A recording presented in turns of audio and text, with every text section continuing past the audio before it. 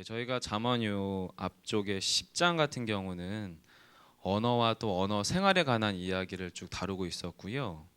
오늘 본문 11장은 우선은 오늘 저희가 살펴보게 되는 본문은 크게 두 가지 부분으로 저는 나누고 싶습니다. 11장 1절로부터 8절까지에서는 앞에서의 언어 생활도 일종의 사회 생활인 것처럼 1절로부터 8절까지에서도 사회 생활이 등장하는데 그 사회생활 중에서 특별히 경제 활동에 관련된 본문이 1절로부터 8절까지의 내용으로 보여지고요. 그리고 오늘 본문 마지막 끝절 9절로부터 사실 저는 개인적으로 14절까지가 좀 적정한 것 같은데요. 사회생활 중에서도 정치생활, 달리 말하면 위정자의 덕목에 관한 이야기가 바로 9절로부터 14절까지의 내용인 것으로 보여집니다. 그리고 15절부터는 마지막 31절까지 해서 이제 대꾸라고 해서 앞에 구절과 뒤에 구절을 서로 대조하고 비교하면서 의미를 계속 반추하고 되살리는 내용들이 15절, 오늘 보면 마지막 15절로부터 31절까지의 내용이 아닌가 싶어요. 근데 여러분, 경제 활동에 관한 이야기라고 말씀을 드리면 저희는 기본적으로 우리가 생각하는 경제 활동은 이미지상으로 그렇죠. 이렇게 새벽 예배를 마치고 그리고 나서 집에 가서 아침을 잡수시고 출근을 하는 거죠. 회사가 됐든 아니면 어떤 직업, 자신의 자영업이 됐든 어떤 식으로든 어쨌든 자기가 일터로 가서 거기에서 우리가 스스로 유무형의 어떤 경제 활동을 합니다. 그리고 그 유무형의 경제 활동 가운데에서 우리의 통장을 통해서든 아니면 실질적인 현금을 통해서든 우리 안에 경제적인 소득인 화폐, 돈이 들어오는 게 이제 우리가 이해하는 경제 활동이잖아요. 그런데 본문 1절로부터 여러분 이 경제 활동을 이 본문이 꼭 기억하시는 건 뭐냐면 하나님께서 이 관점을 어떻게 보시느냐를 여러분이 잠언을 읽으실 때는 꼭 기억하셔야 되는 거예요. 무슨 말씀이냐면 잠언에는 여러 가지 삶의 어떤 양태, 모습들이 등장합니다. 앞에서는 언어 생활이 등장한 것처럼 오늘 본문에서는 우리의 어떤 경제 활동이라던가 정치적 활동이라던가 언어 활동이라던가 아니면 그 앞에서는 또 부부 생활에 관한 이야기들도 일부 등장했었죠. 이런 생활적인 면들을 쭉 할 때에 기본적으로 이 잠언 저자가 의도하고 있는 것은 뭐냐면 이런 인간의 삶의 여러 가지 모습 요소들을 하나님께서는 그 상황을 어떻게 보시고 계시는가, 이 질문이 먼저 잠언 안에서는 등장해야 됩니다. 그리고 나서 하나님께서 우리의 삶의 모습들을 쭉 판단하시고 바라보실 때에 그 가운데에서 사람은 딱 두 부류로 나뉘게 되죠. 첫 번째는 의인, 그리고 두 번째는 악인. 첫 번째는 지혜 있는 자, 두 번째는 지혜 없는 자. 첫 번째는 하나님을 경외하는 자, 두 번째는 하나님을 경외하지 않는 자. 말만 다르지 같은 의미로 잠언에서는 등장을 합니다. 그러면 우리는 이렇게 잠언을 바라보기 시작을 하면 우리 안에 찾아오는 질문은 뭐냐면 하나님이 우리의 삶의 모습들을 바라보실 때 하나님이 그것을 어떻게 바라보시는가를 우리가 먼저 분별하고 나서는 그리고 나서는 딱 두 부류의 인간의 유형으로 나뉘게 되면 그럼 나는 의인인가 또는 악인인가 라고 하는 질문이 우리 안에서 본성적으로 본능적으로 찾아오게 될 거라는 거지요. 그런데 앞에서 말씀드렸죠. 하나님께서 삶의 모습을 어떻게 바라보시는가, 이 질문은 우리의 악인됨이나 또는 의인됨 또는 지혜 있는 자됨 또는 어리석은 자가 됨, 거기에도 똑같은 관점으로 적용되셔야 돼요. 하나님께서 나라는 사람을 과연 의인으로 보시는가 악인으로 보시는가. 우린 이미 답을 가지고 있지 않습니까? 우린 뭐죠? 거듭난 죄인입니다. 칭의된 죄인입니다. 무슨 말씀이냐면 우린 이미 예수 그리스도의 보혈 가운데 믿음으로 구원 얻는 바를 믿음으로 고백한 의인입니다. 이런 의인을 우리는 칭의라고 표현하지요. 그리고 거듭났다라고 표현하지요. 하지만 우리는 이 땅 가운데에서 또한 죄의 가능성을 우리에게 품고 살아가는 바로 거듭난 죄인이요 칭의된 죄인이라는 거예요. 그럼 우리가 그런 이중적인 관점으로 오늘 본문으로 들어가 보시면 이 삶의 모습의 양태 가운데에서는 때로는 우리는 선한 사람, 의인의 자리에 서 있을 수도 있지만 때로는 우리가 가장 대표적인 악인의 자리, 어리석은 자의 자리, 지혜 없는 자의 자리에 설 수도 있다라는 것을 본문에서 기억하시고 보신다면 우리에게는 가장 본질적인 질문, 나의 삶의 양태, 나의 삶의 모습, 나의 삶의 현장, 지금 내 모습을 하나님이 어떻게 바라보고 계시는가? 라고 하는 관점으로 본문을 읽어가실 수 있다는 거죠. 자, 그러면 11장 1절에 하나님께서 경제활동에 관해서 하나님의 관점을 표현하고 있습니다. 11장 1절 여러분이 한번 읽어주시기 바랍니다. 함께합니다. 시작.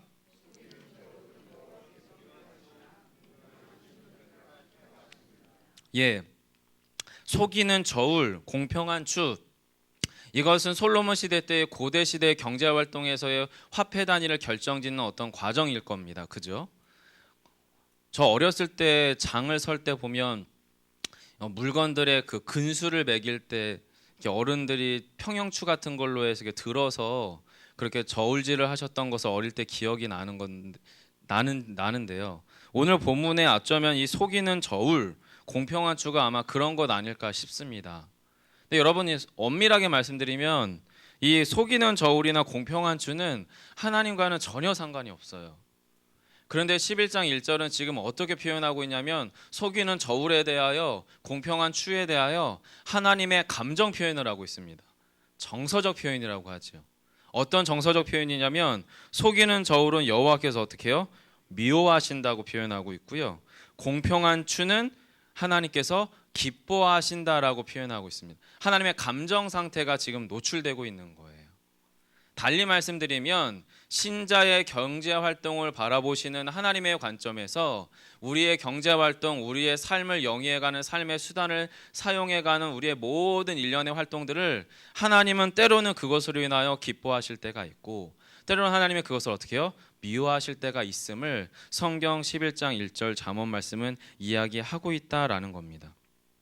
근데 이 미워하신다는 단어와 이 기뻐하신다는 단어가 신명기나 레위기서 같은 데 가보시면 하나님께서 받지 않는 흠이 있는 재물에 대하여 하나님이 가증히 여기신다라고 하는 맥락과 같은 단어예요. 제의적 표현입니다. 구약의 제사적인 표현, 종교적인 의미에서 하나님이 기뻐 받으신다 또는 하나님이 미워하시고 가증히 여기시는 거다라고 하는 표현과 지금 잠언 11장 1절에서의 기뻐하신다, 미워하신다가 같은 의미라는 겁니다. 달리 말씀드리면 구약에서의 종교적인 의미는 신약에서의 신앙적인 행위를 말하는 것인데 우리의 경제활동이 하나님 앞에서 서질 때에 하나님의 영적인 저울 가운데 달려질 때는 우리의 경제활동이 일종의 신앙활동이다, 신앙행위다 라고 하는 것이 대전제라는 겁니다. 이미 이것은 칼빈이 우리에게 이야기하고 도전하는 바였지요. 믿는 자의 경제활동은 단순히 하나님과의 신앙에서의 분리된 어떤 나만의 이익을 추구하고 도모하는 활동이 아니라 하나님 앞에서의 신앙행위고 신앙 고백임을 지금 11장 1절이 이야기하고 있다라는 겁니다. 그래서 우리의 경제활동 안에 삶을 영위하는 활동 가운데에서 2절에 보세요. 교만이 틈타게 되면 그것은 우리 앞에서 뭐가 되냐면 수치, 욕이 된다는 거고요. 그 경제활동을 하나님 앞에서 하나님을 경외함으로 신앙적 행위로 하게 되면 그에게는 지혜가 있다라고 2절은 이야기하는 겁니다. 그리고 3절에서의 정직한 자의 성실, 사악한 자의 폐역, 이것도 경제활동의 맥락에서 해석이 가능한 지점인 것 같고요. 4절 보시겠습니다. 재물은 진노하시는 날에 무익하나 공의는 죽음에서 건지느니라. 여러분, 우리는 경제활동을 죽음을 상상하고 예상하고 하시는 분은 아무도 없습니다. 먹고 살려고 하는 거지 않습니까? 살려고 하는 거잖아요. 그런데 지금 4절은 뭐라고 얘기하냐면 이 경제활동을 진노하시는 날, 마지막 날에 대한 이야기하는 거죠. 죽음에 관한 이야기를 하고 있는 겁니다. 영적인 관점이라고 하는 걸 여러분이 꼭 봐주셔야 됩니다. 즉 눈에 보이고 아니면 우리의 눈에 보이는 이익을 도모하는 경제활동이 하나님 앞에서는 영적인 활동과 다름 아님을 지금은 성경은 계속해서 반복적으로 이야기하고 있는 겁니다. 5절도 같은 의미예요. 완전한 자의 공의, 이것은 흠 없는 재물이 드려지는 의로운 행위를 전제하고 있는 것이 완전한 자의 공의입니다. 즉 우리의 삶에서의 경제활동에서의 완전한 공의가 뭘지는 우리 스스로가 우리의 신앙 양심 안에서 온전하고 순전하게 잘 결정해 가시기를 소망합니다. 그런데 여러분, 특징이 있습니다. 5절부터 6절, 7절, 8절까지 해서 악인의 길을 뭐라고 표현하냐면 자기의 악, 자기의 길이라고 표현하고 있어요. 한번 보시기 바랍니다. 5절에 악한 자는 자기의 악으로 말미암아 넘어지려니와 6절에도 사악한 자는 자기의 악에 잡힌다. 7절에서도 악인은 소망이 끊어지는데 불의의 소망이 없어진다. 8절에서도 악인은 자기의 길로 간다. 그럼 여러분, 이 말은 무슨 말이냐면 하나님과 하등의 상관이 없이 악인의 자리에서의 삶을 도모하는 사람의 길은 이미 정해져 있다는 거예요. 그런데 이 정해져 있는 길이 7절에 보시면 불의의 소망이 없어지는 길인데, 이 불의의 소망이라고 하는 불이라고 하는 게 없다라는 의미입니다. 즉, 이 땅에서 하나님을 경외하지 않는 방식으로, 지혜 없는 방식으로, 믿음 없는 방식으로 경제활동을 하고 삶을 영위하는 것이 실제로는 우리는 뭔가 도모하면서 그 행위를 하는 건데, 통장에 잔고가 늘어난다거나 집에 없는 어떤 물건을 사들인다거나 그렇게 구체적으로 눈에 보이는 목표를 가지고 하는 경제활동이 되는데, 이 경제활동이 가지고 있는 그 목표, 그 소망, 그 어떤 도달점들이 사실은 뭡니까? 불의, 허상이라는 겁니다. 허상. 이 땅에서 80평생을 그렇게 도모하며 살아갔는데 인생의 마지막에 와서 봤더니 이것이 안개와 같더라. 그 얘기를 지금 본문에 악인의 길, 자기의 길, 자기의 악, 그리고 불의의 소망이라고 지금 잠언 저자는 표현하고 있습니다. 사랑하는 성도 여러분, 그럼 저와 여러분이 오늘 이 새벽 예배를 마치고 여러분의 삶의 자리로 돌아가서 하실 그 경제활동은 어떤 의미의 신앙 고백이기를 원하십니까? 하나님 없는 신앙 고백이길 원하십니까? 아니면 하나님과 함께하는 신앙 고백이길 원하십니까?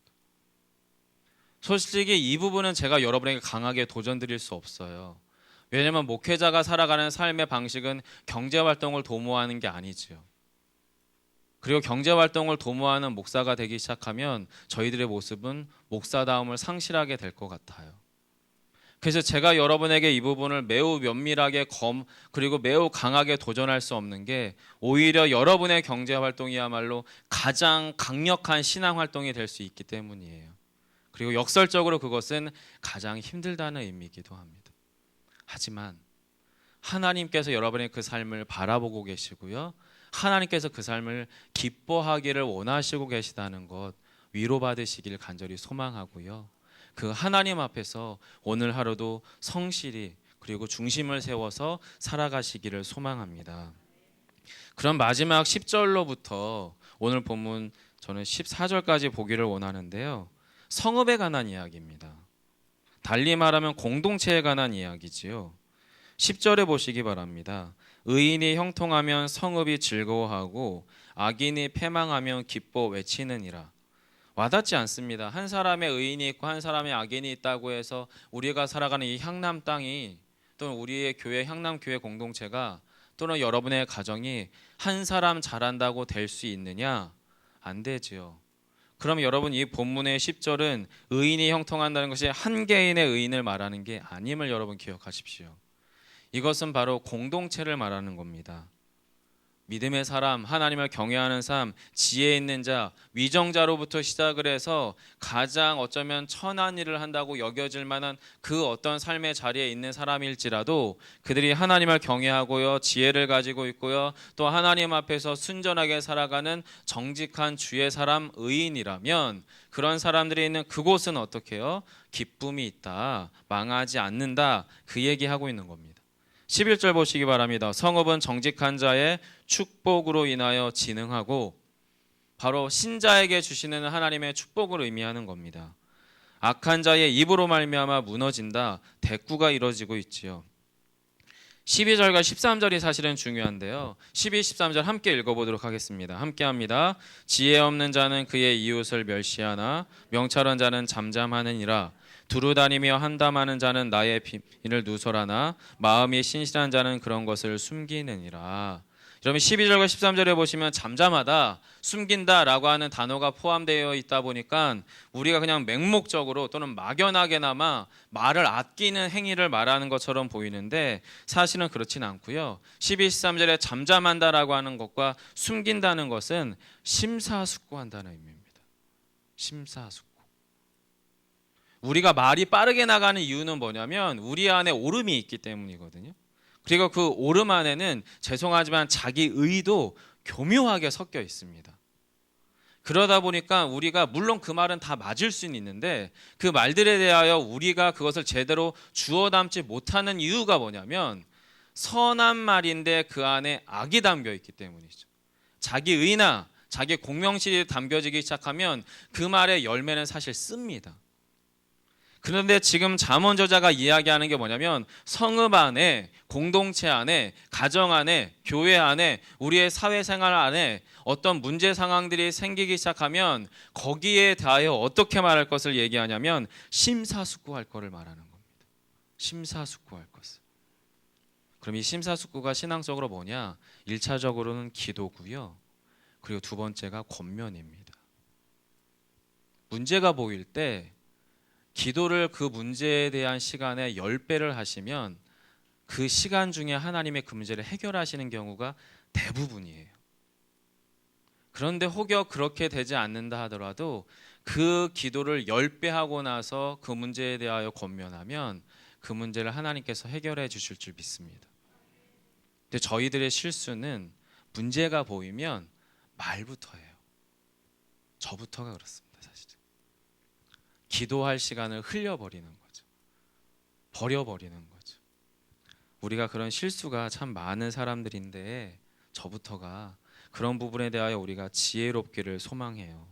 13절 보세요. 두루 다니며 한담하는 자는 남의 비밀을 누설하나 마음이 신실한 자는 그것을 숨기느니라. 어떻게 숨깁니까? 사람에게는 숨길 수 있지만 하나님께는 못 숨겨요. 달리 말하면 기도하시라는 거겠죠. 14절 보겠습니다. 지략이 없으면 백성이 망하여도 지략이 많으면 평안을 누리느니라. 한 사람의 위정자한테 지략이 없는데 왜 백성이 망합니까? 공동체적 관점이기 때문입니다. 오늘날 이 시대 가운데에서 여러분 이것은 지도자를 향한 잠언일 수도 있겠지만 믿는 자들을 위한 한 사람 한 사람 믿는 자들을 위한 잠언임을 여러분 기억하시기를 바랍니다.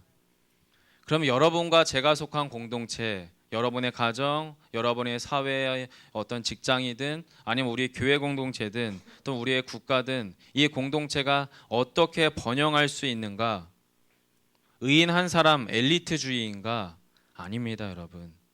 하나님의 관점의 의인은 한 사람이 아닙니다. 예수 그리스도의 보혈 가운데에서 주로 예수 그리스도를 주로 고백하는 수많은 무리, 보이지 않는 참신자 여러 사람의 무리, 한마디로 교회가 하나님의 바라보시는 의인입니다. 바로 그 공동체로 저와 여러분을 불러 묶어 주신 거지요. 그래서 교회는 여러분 이 세상에서 이중적인 의미를 가지고 있습니다. 첫 번째는 전투하는 교회입니다. 뭐냐면 내 안에는 악인의 요소도 있지만 예수 그리스도의 보혈이 우리 안에 온전히 역사함으로 우리가 의가 전가된 정말로 칭의된 죄인으로서 이 땅 가운데에서 세상과 다른 구별된 삶을 살아내야 되는 믿음을 확증해 나가야 되는 삶의 행위가 요구되는 전투하는 교회가 바로 저희이고요. 동시에 교회는 이 땅 가운데에서 유일한 대안과 피난처가 되는 교회가 되어야 합니다. 바로 나에게는 전투하는 교회로서의 치열함이 적용돼야 되는 거고요. 타인을 향해서는 예수 그리스도의 긍휼과 공의로 품어지는 공동체가 교회여야 하고 신자의 삶이어야 한다라는 거예요. 그래야만 14절의 샬롬, 지략이 많으면 평안을 누리느니라. 이 지략이 많아야 되려면 어떻게 해야 됩니까? 공동체적인 지략입니다. 공동체적인 선행이고요. 공동체적인 의가 돼야 됩니다. 바로 교회 공동체가 또 그 교회 공동체에 속한 저와 여러분이 그런 삶으로 요청함을 받았음을 기억하시고 오늘 하루도 경제활동 하시잖아요. 오늘 하루도 어떤 사회 안에 어울려서 공동체적 삶을 살아가시잖아요. 그 가운데서 이 믿음 가운데 온전히 서서 우리가 구원받은 죄인으로서 칭의된 죄인이요 또 우리 안에 거듭난 죄인으로서의 그 이중성 삶의 자리에서 지혜롭게 행하시는 저와 여러분 되시기를 간절히 원합니다. 기도하겠습니다. 살아계신 아버지 하나님, 잠언을 읽으면 저희가 지혜로울 줄 상상합니다. 잠언을 읽으면 우리의 삶의 모든 문제가 저절로 해결될 것 같은 막연한 기대나 또 그런 마음이 우리 안에 싹 틉니다.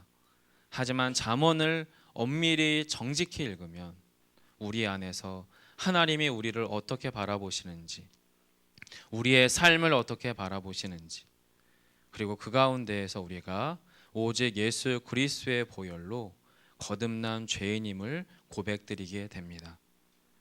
그 지혜가, 그 믿음의 고백이 오늘 하루도 우리의 삶에서 무엇을 하든지 주님 앞에서 살아낼 수 있는 귀한 믿음의 출발점 되게 해 주시옵소서. 우리의 마음의 중심 가운데 주의 인도하심과 함께하심을 품고 살아가는 오늘 하루가 되기를 간절히 소망하며 예수님 이름으로 기도합니다. 아멘. 하늘에 계신 우리의 아버지